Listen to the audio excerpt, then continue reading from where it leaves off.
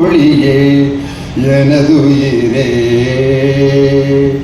அமுதே தமிழே அழகிய மொழியே எனதுயிரே சுகம் பல தரும் தமிழ் பா சுவையோடு கவிதைகள் தா தமிழே நாளும் நீ பாடு அமுதே தமிழே அழகிய மொழியே எனதுயிரே.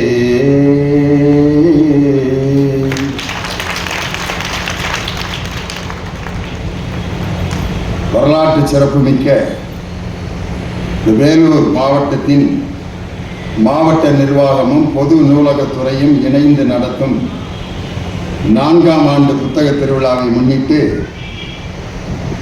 இன்று நடைபெற்றுக் கொண்டிருக்கக்கூடிய அருமையான பொது அரங்க நிகழ்ச்சிக்கு வருகை தந்து சிறப்பு செய்து கொண்டிருக்கக்கூடிய அனைவருக்கும் என்னுடைய மனமார்ந்த வாழ்த்துக்களை சொல்லி, இந்திய மாநிலங்களிலேயே மாவட்டந்தோறும் புத்தக திருவிழாக்களை நடத்த வேண்டும் என்று அரசாணை பிறப்பித்து சாதாரண குடும்ப உறுப்பினர்கள் ஒவ்வொருவருடைய கையிலும் புத்தகங்களை கொண்டு போய் சேர்த்து அவர்களை படிக்க வைக்கின்ற அரிய பணியை செய்ய வேண்டும் என்ற நோக்கத்தில் மாவட்டந்தோறும் புத்தக திருவிழா நடத்தப்பட வேண்டும் என்ற அரசாணை பிறப்பித்து அதை வெற்றிகரமாக நடத்தி கொண்டிருக்கக்கூடிய மாண்புமிகு தமிழக முதல்வர் அவர்களுக்கு என்னுடைய சிறப்பான நன்றியை வேலூர் நகரத்தின் பொதுமக்கள் அனைவரின் சார்பாக தெரிவித்துக் கொள்கிறேன்.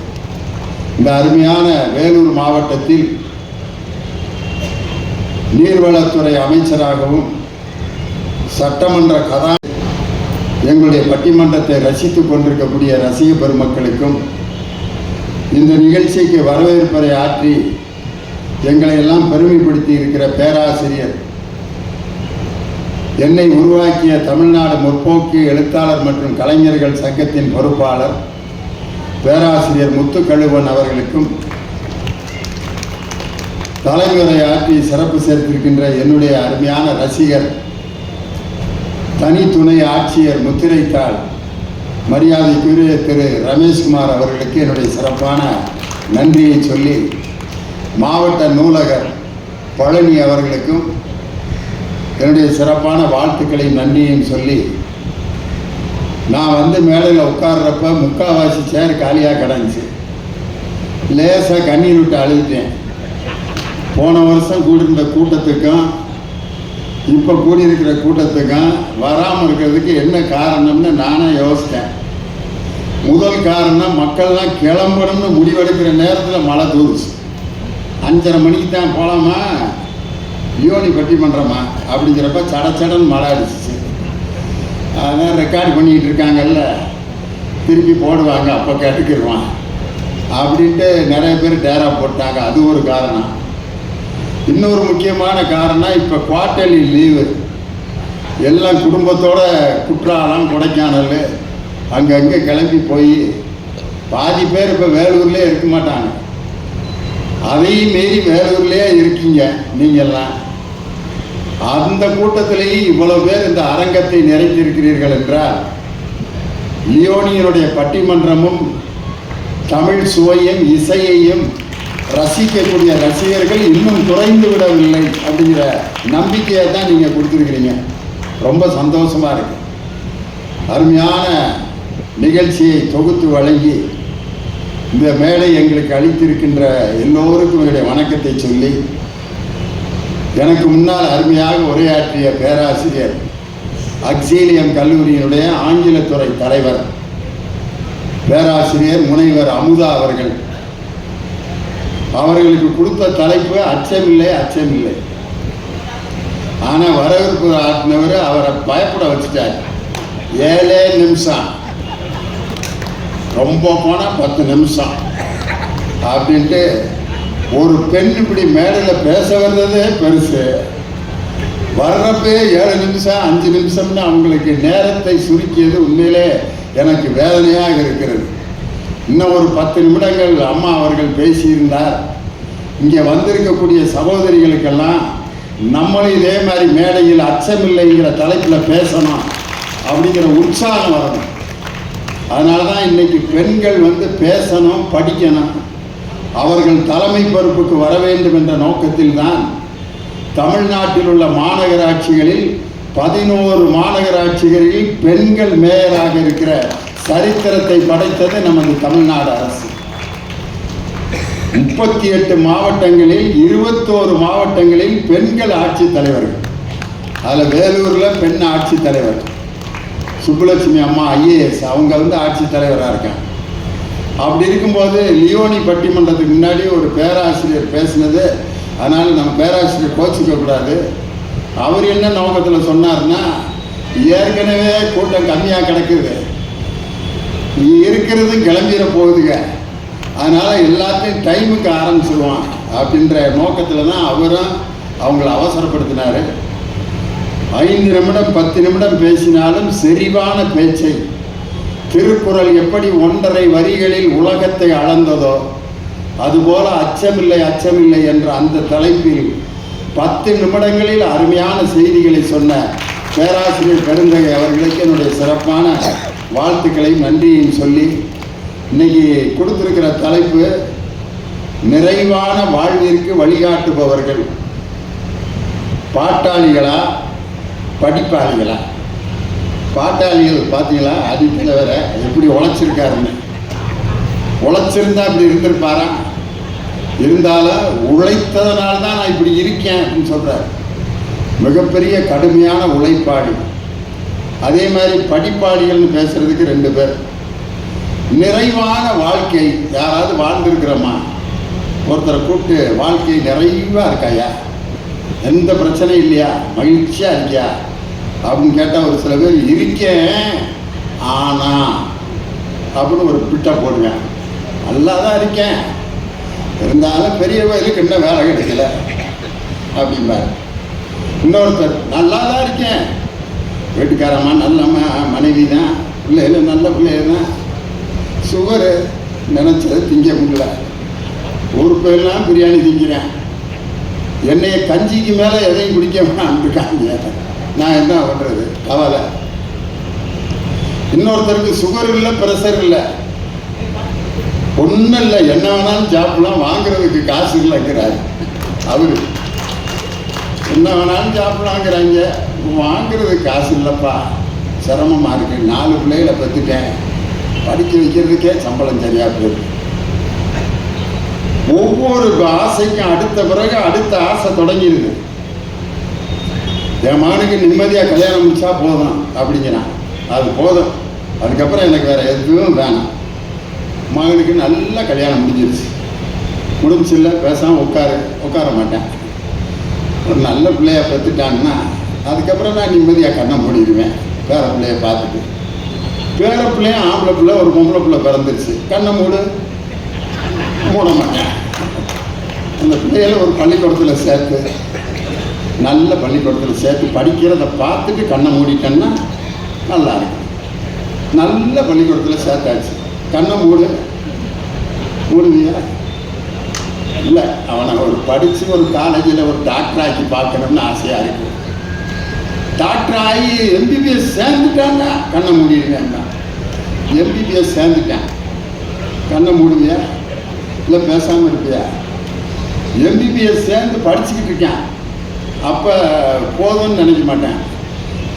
அவன் ஒரு டாக்டர் ஆகி இன்னொரு டாக்டர் பிள்ளைய கல்யாணம் பண்ணான்னா அந்த கல்யாணத்தை பார்த்துட்டு நிம்மதியாக இருப்பேங்கிறேன். அவனுக்கு கல்யாணம் ஆகி, சரி உன் பேரனுக்கும் கல்யாணம் ஆயிடுச்சு, கண்ணை மூடு.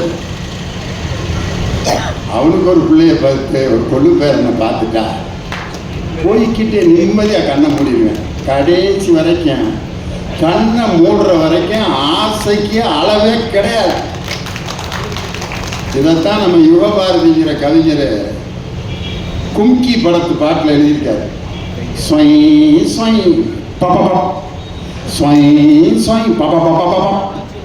இதில் என்ன சொல்லியிருக்காரு? பப்பப் தானே சொல்லியிருக்காரு, நினைக்காதீங்க. கையளவு நெஞ்சத்திலே கடலளவு ஆசை மச்சான், அளவு தேவையில்லை, அதுதான் வாழ்க்கை மச்சான். நாம ஜோரா மண் மேல சேராவிட்டாலும் நினைப்பே போதும் மச்சான். கையளவு நெஞ்சத்திலே கடலளவு ஆசை மச்சான். யோபாரி இதை கேட்டேன், இந்த வரியை எங்கேயோ கேட்ட மாதிரி இருக்கே அப்படி.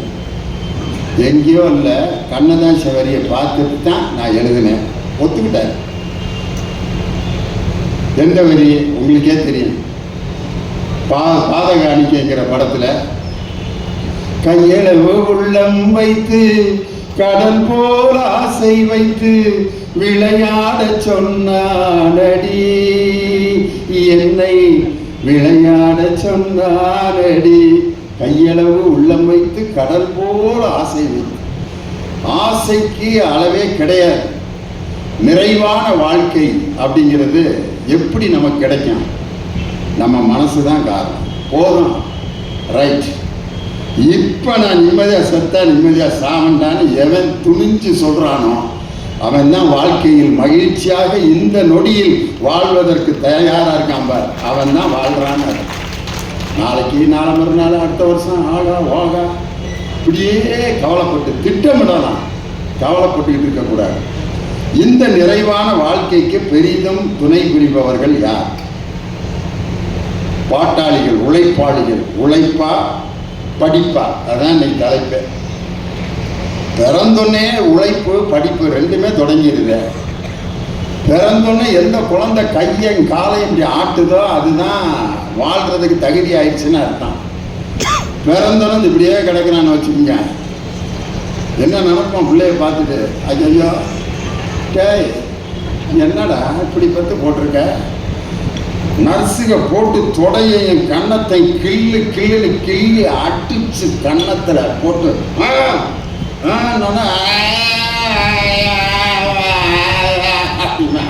வாடா மாப்பிள்ள கை கால் ஆற்றிய அந்த கை கால் முதலில் அசைக்கிறான் பாரு, அன்னைக்கே உழைப்பு தொடங்கிடுது. பிறந்தோன்னு அந்த கைகளையும் கால்களையும் அசைக்கின்ற குழந்தை அன்றே உழைக்க தொடங்கி விட்டது. அது மட்டுமா, அந்த குழந்தைய தூக்கி சக்கரை தண்ணியை வச்சு விடுவாங்க யாராவது ஒருத்தர். அது வைக்கவே கூடாது, தப்பு. ஐயா வந்திருக்காரு, அவன் எங்கெங்கே கையை வச்சுட்டு வந்தானோ, சிகரெட்டை குடிச்சிட்டு வந்திருப்பேன், கை கழுவாமல் வந்திருப்பேன், தலையை 15 தடவை சுரண்டியிருப்பேன், காதை விட்டு குடஞ்சிருப்பேன். அதுக்கு மேலே நான் விளக்கம் சொல்லல. ஐயாவை சக்கரை தண்ணியை தொட்டு வாயில் வைக்க சொல்றேன். அவன் டக்கின்னு வச்சு வாயில் கை வச்சுட்டான். அடுத்த நாள் அந்த புள்ள அப்படியே ஃபீவர் வந்து என்னன்னு தெரியலங்க, சக்கரை தண்ணி தொட்டு வச்சிங்களா அப்படின்னு கேட்குறாரு. யார் தொட்டு வச்சது? இந்த இவரு தான். அவர் அரை மணி நேரத்துக்கு ஒரு தடவை சிகரெட்டு குடிக்கிறவர், பொடி போடுறவர். அவர் கையில் சக்கரை தண்ணியை தொட்டு வச்சோன்னா குழந்தைக்கு இன்ஃபெக்ஷன் ஆகிப்போச்சு. ஒரு குழந்தை அழ ஆரம்பிச்சு அந்த குழந்தைய தூக்கி நம்ம தகதகதான் சத்தம் கொடுத்தோன்னா ஒரு சிரிப்பு சிரிக்கிறான். அந்த சிரிக்கும் போது அவனுடைய அறிவு, படிப்பு தொடங்கிடுது. அன்னைக்கு தொடங்குறது தான் படிப்பு. ஒரு முகத்தை பார்த்து அவன் சிரிக்கணும்னு நினைக்கிறான்னா அங்கே மூளை வேலை செய்ய ஆரம்பிச்சிருச்சுன்னா பிறந்த உடனேயே படிப்பும் உழைப்பும் தொடங்கிறது குழந்தையில. இந்த உழைப்பு தான் நாளைக்கு அப்படியே வளர்ந்து வளர்ந்து வளர்ந்து ஒரு மனிதனை உழைப்பாளி ஆக்கி அவனுடைய கண்டுபிடிப்புகள் அனைத்திற்கும் காரணம் ஒரு மனிதனுடைய அயராத உழைப்பு தான். இந்த மேடையில் இந்த மைக்கில் நான் பேசிகிட்டு இருக்கேன்னா ஒரு படிப்பாளி என்னுடைய தியரியை உண்டு பண்ணியிருப்பான். ஆனால் இந்த வயரையும் மைக்கையும் இந்த ஸ்டாண்டையும் ஒரு உழைப்பாளி செஞ்சு தான் அந்த அறிவை ஒரு பொருளாக இன்னைக்கு மாற்றிருக்கான். இன்னைக்கு அதான் சப்ஜெக்டு. இந்த மைக்கில் இருக்கக்கூடிய மெக்கானிசமா அல்லது இந்த மைக்கை உருவாக்கின இந்த பொருளை உருவாக்கிய உழைப்பாளியா? அதுதான் இன்னைக்கு தலைப்பு. உழைப்பு இல்லாட்டி ஒரு மனுஷன் என்னத்துக்கு ஆவாங்கிறதுக்கு வேற உதாரணமே தேவையில்லை. நாளைக்கு இந்த கோட்டை மைதான ரோட்டில் காலையில் ஒரு 5 மணிக்கு போய் பாருங்க. வேலூரில் இருக்க விஐபி பூரா டவுசரை போட்டுக்கிட்டு எங்கேயா போயிட்டு இருக்கீங்க? போய்கிட்டு இருக்கேனப்பா. ஏன் போகிற? போகலன்னா போய் சேர்ந்துருவேன்ட்டாரு டாக்டர். அதான் கிளம்பி போகிறேன். 5 கிலோமீட்டரு 10,000 ஸ்டெப்பு. வாட்சில் பார்த்துக்கிட்டே நடக்கிறேன். 3000 தான் ஓடிக்கிட்டு இருக்கு. இன்னும் 7000 போகணுமாங்கடா. இல்லாட்டி நம்ம முன்னாடி 7000 பேர் வந்துடுவாங்க, வண்டியில் வச்சு தள்ளிட்டு போயிடுவாங்க. நட அப்படிங்கிற யாரா உன்னைய நடக்க சொன்னது? டாக்டர் தான். அவர் எங்க? அவரும் தான் பின்னால் தொங்க போட்டு வராரு. யார் இன்ஸ்ட்ரக்ஷன் கொடுத்தாரா அந்த டாக்டர் அவரை தொங்க போட்டு புசுக்கான்னு வராரு. நீ தானே எல்லாரையும் நடக்க சொன்ன. நடக்க சொல்லிவிட்டு நான் வீட்டில் போய் ஆம்பூர் பிரியாணி ஒரு ஃபுல்லு ஒரு கோழி 65 அடித்தேன். அப்புறம் நான் எங்கே போகிறது? சொல்கிறது தான், அப்புறம் என்ன பண்ணுறது அப்படிங்கிறாரு. நடக்கிறான். ஏன்னா உழைப்பு இல்லாமல் போச்சு. அந்த உழைப்புக்கு காரணம் அறிவாளிகள் கண்டுபிடிச்ச கருவி தான். அந்த உழைப்பு இல்லாதனால தான் இவ்வளவு நோய்கள் பெருகி இருக்கு அப்படின்னு யாரு இந்த குரு பேசு இல்லை. மனிதனுடைய அறிவு தான் வாழ்க்கையில் அவனுக்கு எல்லாவற்றையும் உருவாக்கி தந்தது அப்படின்னு பேசுறதுக்கு 2 பேச்சாளர். அவர் தான் பேராசிரியர் விஜயகுமார். படிப்பாளிகளே என்ற அணியினுடைய தலைவராக தன் கருத்துக்களை வழங்க வந்திருக்கிறார். சட்ட கலர் பார்த்தீங்கன்னா ராமராஜனை தவிர இந்த கலரில் வேற யாரும் சட்டை போட மாட்டாங்க. மாங்குயிலே பூங்குயிலே செய்தி, அதில் கூட கரகாட்ட சட்டை தான் போட்டிருப்பாரு. எந்த பாட்டப்போ ஒரு சட்டை போட்டிருப்பாரு பார்த்தீங்களா? ஊரு விட்டு ஊரு வந்து பேரு கட்டு போகாதீங்க அப்ப இந்த கலர்லையும் சட்டை போட்டுப்பாரு. ஆனால் இந்த சட்டையை ஒருத்தர் பந்தாவா கம்பீரமாக போடுற ஒரு துணிச்சல் இருக்குன்னா அது எங்களுடைய பேராசிரியர் விஜயகுமார் தான். சட்ட கலர் எப்படி பிரைட்டாக இருக்கோ பேச்சும் அதே மாதிரி தான் இருக்கும். ஆரம்பிக்கும் போது அனைவருக்கும் வணக்கம் கேட்குறீங்களா இல்லையா அப்படிங்கிற மாதிரி இருக்கும். பவர்ஃபுல்லான ஸ்பீச். எஸ்ஏ கலை மற்றும் அறிவியல் கல்லூரியில் தமிழ் துறை தலைவர், தமிழில் முனைவர் பட்டம் பெற்ற அற்புதமான பேச்சாளர். போன வாரம் நாங்கள் இலங்கையில் வவுனியா கொழும்பு 2 ஊரில் நிகழ்ச்சி நடத்தினோம். போன சனி ஞாயிறு அங்கே தான் இருந்தான். இந்த வவுனியாவில் இவர் பேசின பேச்சை கேட்டுவிட்டு எல்லாம் எந்திரிச்சுன்னு கத்துனாங்க. அந்த அளவுக்கு கைதட்டினாங்க. அருமையான பேச்சாளர் விஜயகுமார். பாட்டாளிகளே அப்படிங்கிற அணியினுடைய தலைவராக வந்திருப்பவர் எனது அருமை தம்பி கவிஞர் இனியவன். அவர் நல்ல அறிவியல் பூர்வமான சிந்தனைகளை உணர்வுபூர்வமாக சென்டிமெண்ட் பேச்சாளர் டச் பண்ணிடுறாரு ஆர்ட்டை. அது மட்டும் இல்லை, இவர் மாதிரி ஒரு சினிமா பாட்டினுடைய மொக்கையை கண்டுபிடிக்கிறதுல இவர் அடிச்சுக்கிறதுக்கு ஆளே கிடையாது. என்ன மாதிரி பாட்டு எழுதினாலும் அதுக்கு ஒரு புது விளக்கம் ஒன்று கொடுத்துருவார். மோனிகா பெல்லுச்சி கடலை கலராக்கும் சுனாமியே வந்தாச்சு, மோனிகா பெல்லுச்சி அப்படி அந்த பாட்டுக்கு விளக்கம் கொடுப்பாரு. ரண்டக்கன்னு ஒரு பாட்டு எழுதினாலும் அதுக்கு விளக்கம் கொடுப்பார். லாலாக்கு டோல் டோப்பி மா அதுக்கு கொடுத்தார் பாருங்க ஒரு விளக்கம். கவிஞர் வாலி அழுதுட்டார். நான் அப்படிலாம் நினச்சி எழுதவே இல்லைடா, உங்களால் தாண்டா அதை என்னமோ சமூக சிந்தனை பாட்டு மாதிரியே மாற்றிடுறேன்.